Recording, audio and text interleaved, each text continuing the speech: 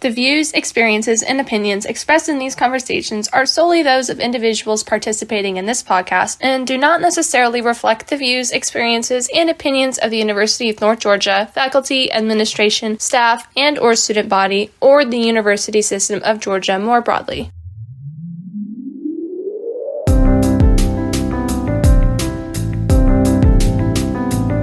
Students enter college with a variety of aspirations, from athletic achievements to high ranks in their school's core to moving to graduate school and continuing a medical degree. While these passions drive students to work hard, it's by no means easy, especially with familial support systems so far away. It's like a 6 to 7 hour drive depending on traffic. In this episode of Underground U, we'll discuss how students Anel, Gabe, and Jonathan have overcome distance from home and adjusted to the new normality of college and the core. I'm Ruth Magnecco, and let's start off with Anel's commentary on his challenges in his English 1101 class and college as a whole.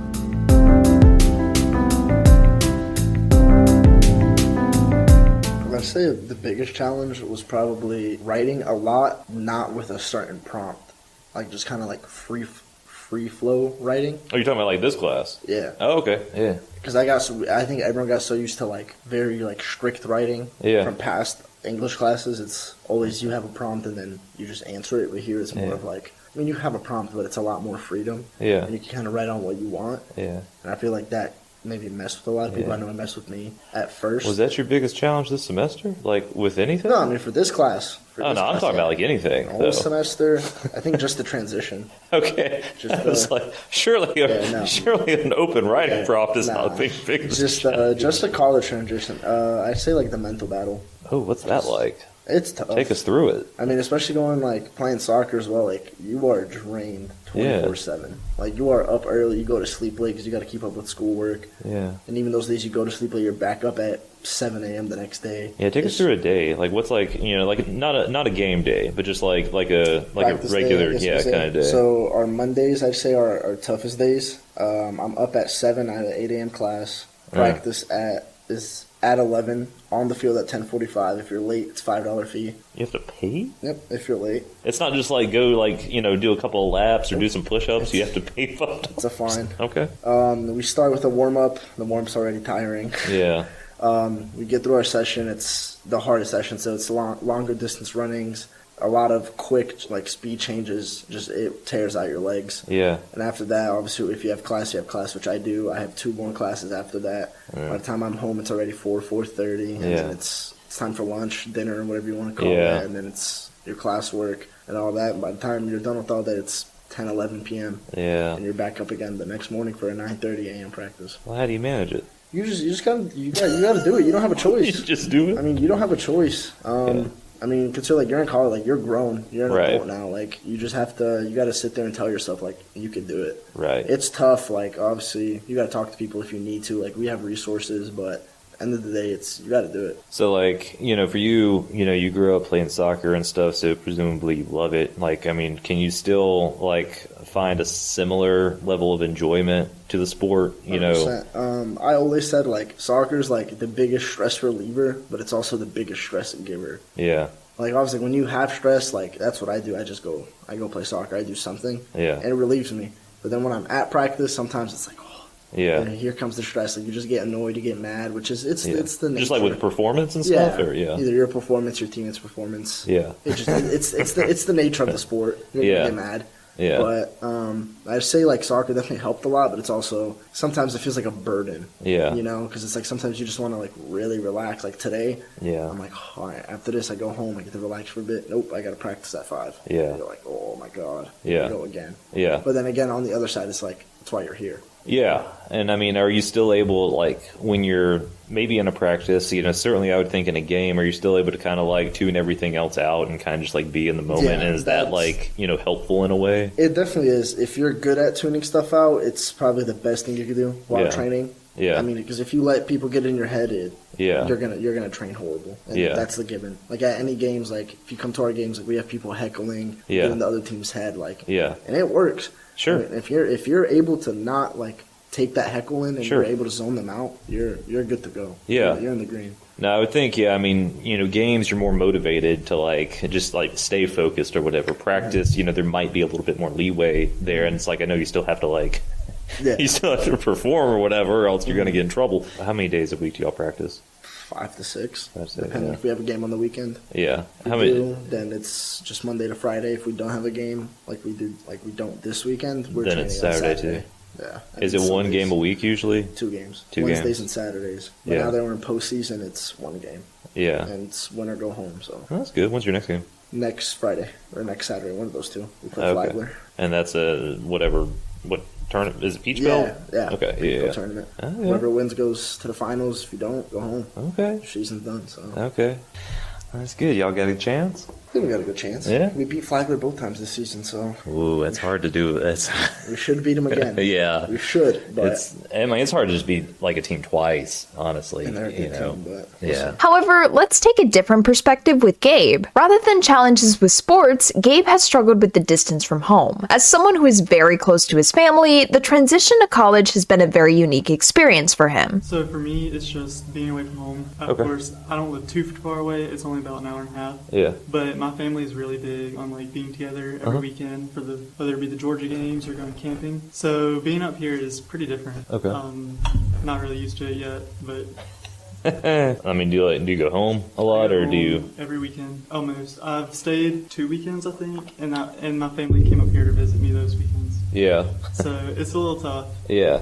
You live, I guess, in the dorms and stuff or whatever. What's that I like? live in traditional. It's not too bad. Luckily, I got a dorm with my best friend since we were in kindergarten. Oh, So okay. Yeah. it's nothing much. We're basically brothers at this point. Yeah. not too difficult. Has there been any, even though you've, known this person for, years or whatever, has there been anything like kind of unexpected since, you haven't lived with this person necessarily? Has there been any like kind of challenge that way? I would say that sometimes we do get on each other's nerves, Yeah. and usually I can just like put my headphones in, Yeah. chill, Yeah. and just ignore them, Yeah. or vice versa. Yeah, no, that's always kind of a thing. Even if sometimes it's good and then it kind of works out, and sometimes it's like, oh, maybe we shouldn't live together. We can still be friends, Yeah.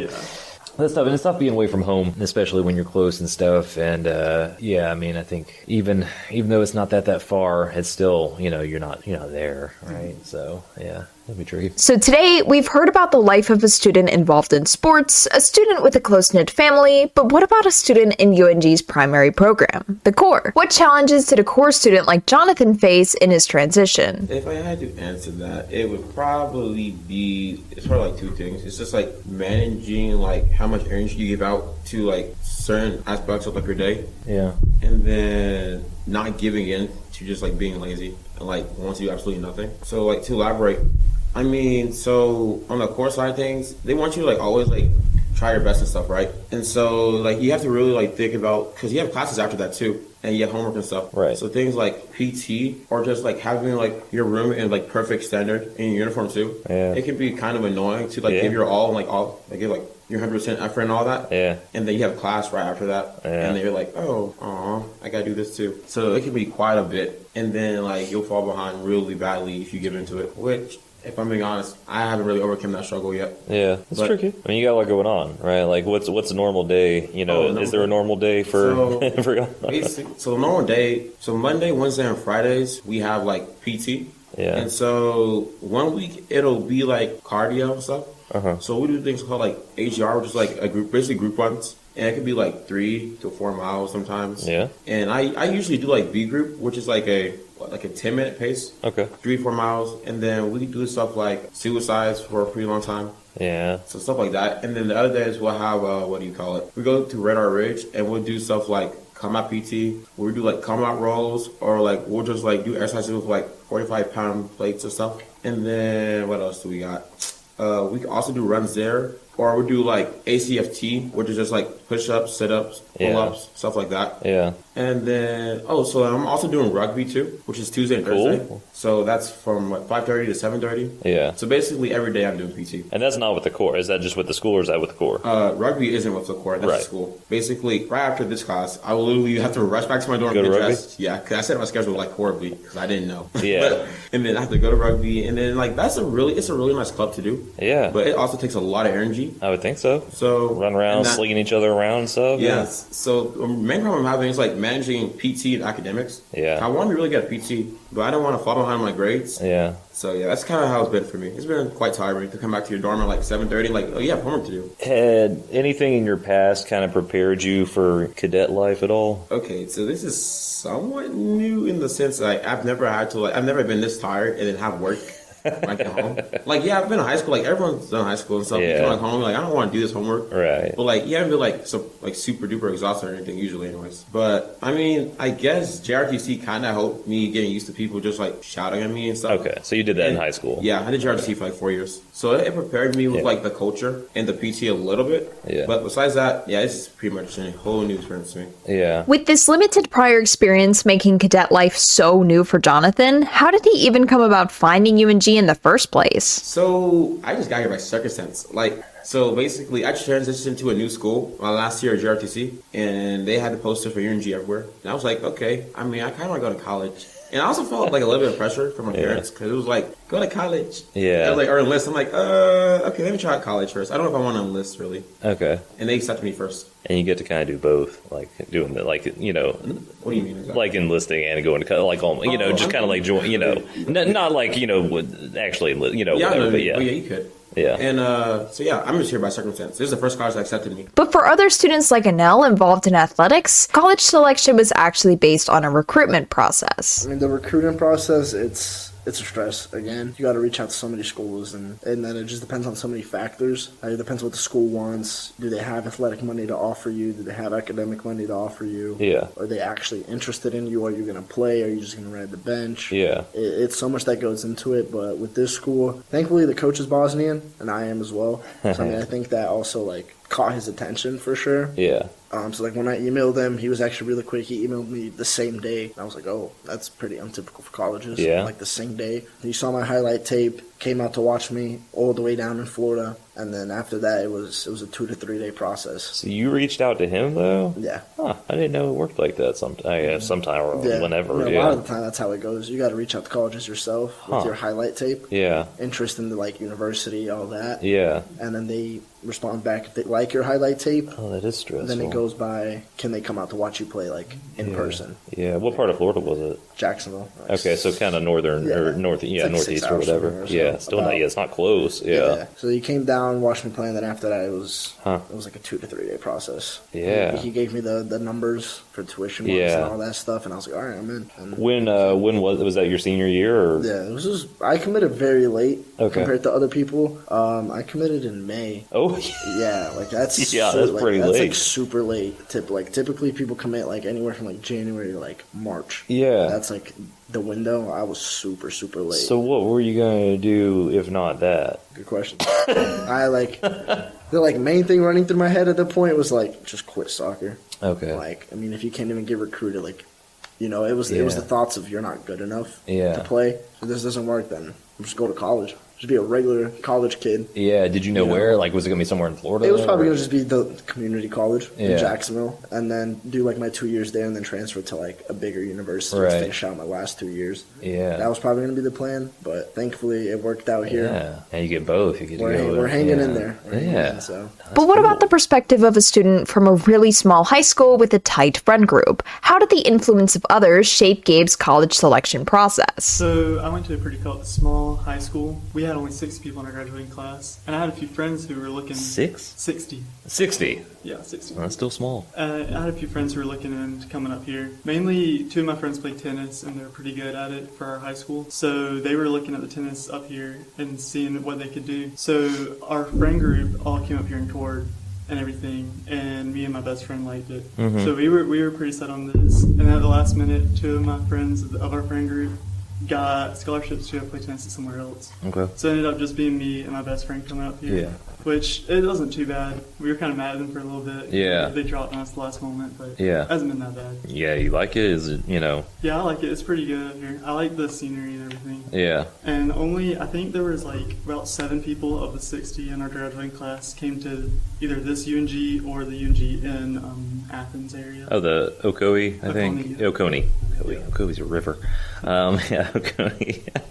That's cool. So I still recognize a few people up here. I have classes with a few people that I went to high school with. Yeah. While Gabe was influenced by his friends at his UNG tour, what passion actually brought him here? I'm looking into doing physical therapy or Yeah. physician's assistant. They're the same area, just one will divert in like 2 years.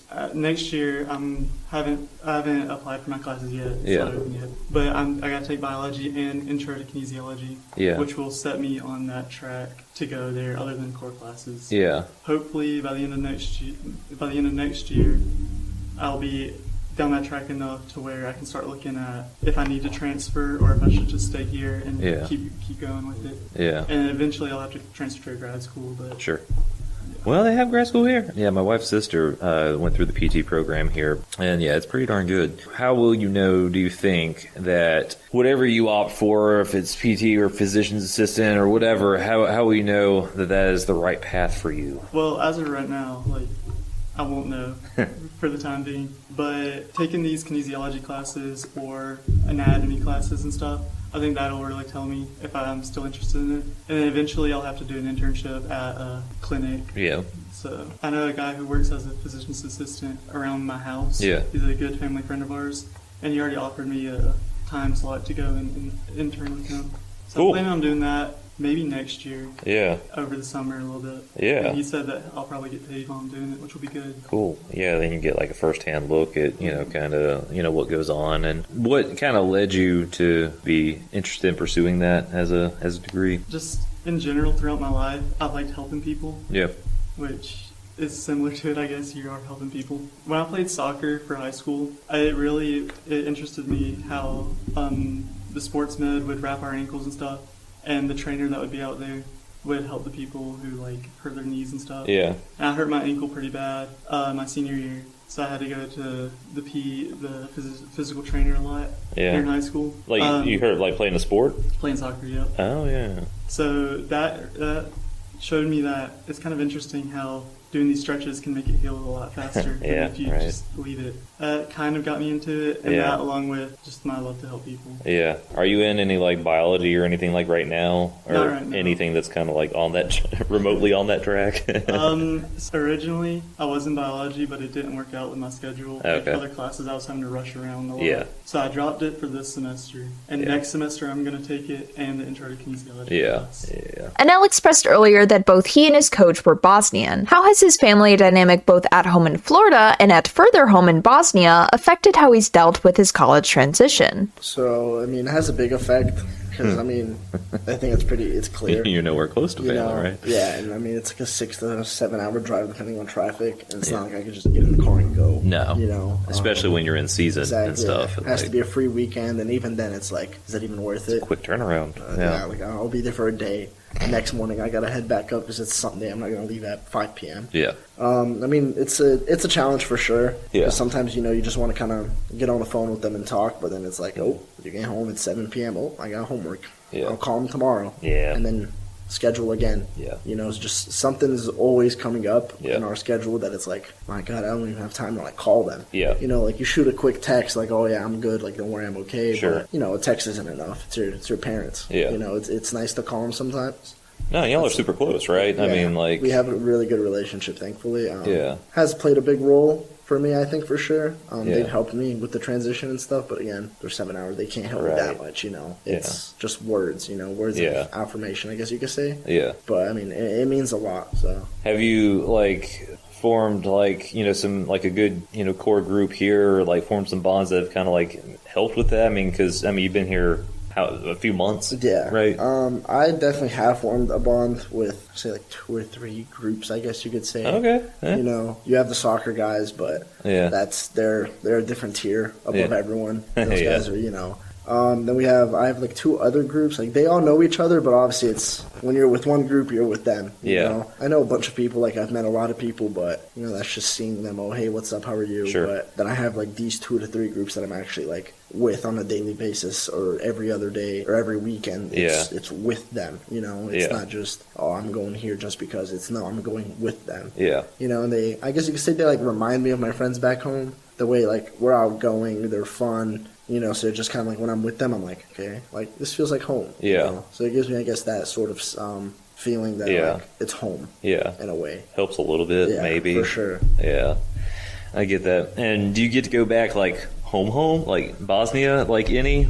If I did, it would be in the summer. Yeah. Which I have in the past. I've gone almost every summer, I think, except for maybe 2 or 3 years during COVID and obviously when I was a lot younger. Yeah. But that's the plan. Hopefully, go back again this summer because I do have a lot of family over there. Yeah. I mean, all my family's pretty much over there. Right. Here, it's me, my mom, and my dad. Yeah. Both sides of the grandparents are over there. All the aunts, uncles, cousins, they're all over there. So yeah. How long do y'all go for? Well, if I go with my mom, she usually comes for like 3 weeks, 4 weeks. Okay. I stay a bit longer. I usually stay like 6 weeks. Oh, that's cool. Sometimes 2 months if I'm lucky. Yeah. Like the whole summer. That's cool. Like last year when I went, I stayed for 2 months actually. Wow. Full summer. Yeah. Like I got back here and it was crunch time. Yeah, no, that's basically all you did. You went over there and hung out, and then it's like, I came back and it was go get the transcripts, go get this, go get that, pack your stuff, and I was up here and I was like, what a summer. That's awesome. So Anel has known for a while he's enjoyed soccer. Gabe has known since senior year that he's interested in pursuing a physical therapy degree, but what about for Jonathan? Stepping into the Corps, or even just the JROTC program of high school, is a massive commitment. How did he get there? My mom, like, first year, she forced me. I was like, hell no. And she forced me in it. And Really? The first year, anyways. I was like, I really have to do this. It's like, okay. So we came to a conclusion where, like, I just try it out, and if I don't like it, I get to just leave it. Yeah. And the first year, I was like, okay, I'm gonna hate this. I don't even want to go in the military, really. But then I actually, like, started, like, actually enjoying it. And stuff every day. I got to talk to a lot of new people. Met some interesting characters. And did a lot of fun stuff. We had a lot of field trips. We did a lot of community service. And I was like, okay, let me try this again. And it just kept going. And, that's how I finished it out all 4 years. JRTC was like, so this prepares you for the military, at least for like boot camp, kind of, if you ask me, based on how long, like what I've seen, how long I've been here. But JRTC prepares you for ROTC, and ROTC prepares you for like boot camp. Right. They're like, they recognize that you're like actually like an adult, kind of. Yeah. So they're like, they're on you, but they're not. JRTC, like, they recognize that you were a kid, so like, they understood if you didn't like know everything. Yeah. And also like, if you like didn't have common sense, they were just like, oh, okay. Let it slide a little bit. I mean, but here, like, they got on you for like really everything, honestly. But at the same time, they realize like, you have to have, they like try you like a little bit of independence, kind of. I mean, I'm assuming they're trying to give you a little bit of a glimpse of what like the next, the next stage is going to be like, a little bit more of a dose of reality, I guess. Speaking of realities, students of the fall semester were met with the realities of political pressures. With the presidential election taking place, students shared some of their opinions on the matter. Everyone around me was pressuring me to vote, except for like my roommates, I guess, because they were like, okay. Yeah. Everyone, even my family, they were like, vote. And I'm like, oh my goodness, okay, I just got this. Like, I just turned 18, kind of. Yeah. Give me a second here. And so, like, I did my research on both the candidates. Yeah.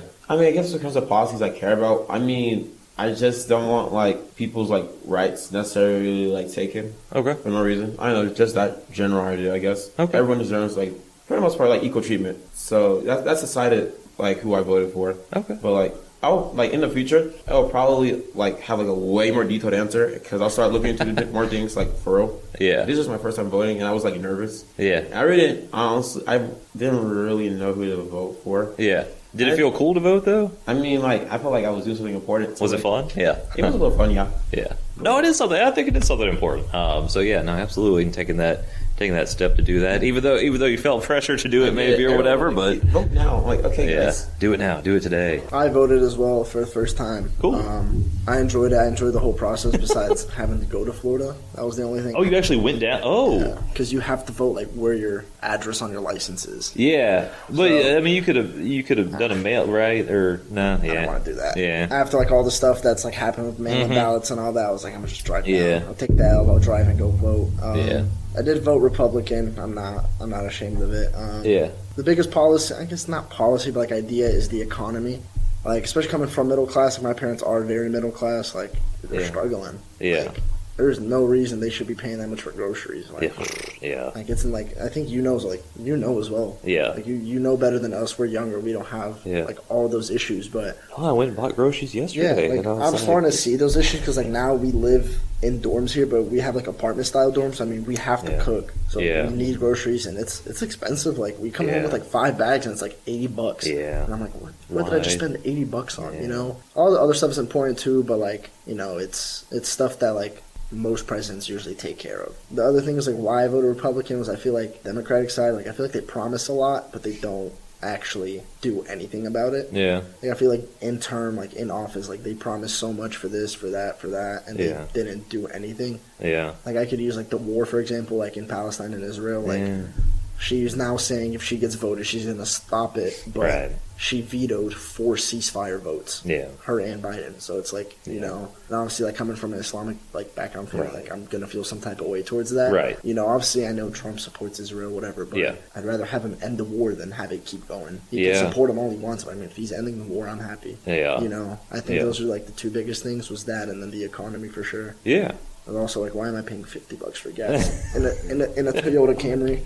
There's no reason I need to be paying that much. Right. You know, it's unreal, but we'll see. He has 4 years, so I mean, we'll see what happens. This was also my first time voting. Yeah, obviously. Just turned 18. But I did vote Republican just because I think comparing 2016 to 2020 to 2020 to 2024, I think the 2016 one was a little better.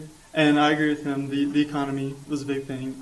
Since I've been here alone, I've been buying my own groceries, buying my own food and stuff, and it has been expensive. Yeah. But typically, all this election stuff, it kind of stresses me out. I was kind of getting tired of of all the political ads. All the calls? I mean, I don't answer any of the calls, but every single ad I saw was for one or the other. Yeah. Yeah. No. Good. No, I'm glad, and this has really been true for everybody I've asked this or whatever, that y'all are, you know, like thinking about these things. You know, it's not just like, oh, my parents voted one way or whatever, and that's just how I did it. For us now. I know, yeah. We are the future. So. Yeah. No, absolutely. And so I think, no matter, who or what side or whatever you support, I think, it's important to, think about it and, look into stuff and whatever, because, these things do have an impact.